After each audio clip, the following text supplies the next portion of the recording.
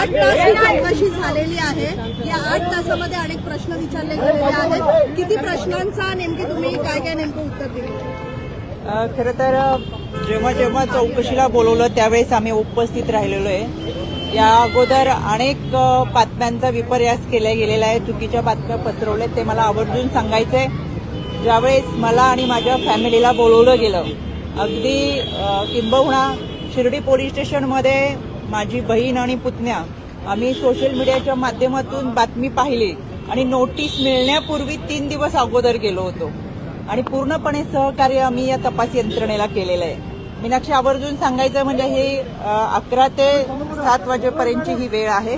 याच्यामध्ये 4-4.5 तासाची चौकशी झाली। याच्यामध्ये जबाब नोंदवणं, टाईप करणं, लिहून घेणं, मधला लंच ब्रेक असा बराचसा काळ होता। पण त्यांचे जे काही प्रश्न होते त्या सगळ्या प्रश्नांची उत्तरं दिलेत आणि मी पहिल्या दिवशी जे सांगितलं होतं ते आजही सांगते। खरात प्रकरणामध्ये खराशी आमचा कोणताही आर्थिक व्यवहार नव्हता, कोणत्याही जमिनीमध्ये आम्ही पार्टनर नव्हतो, त्याच्यामुळे बाकीचे प्रश्न उद्भवत नाही।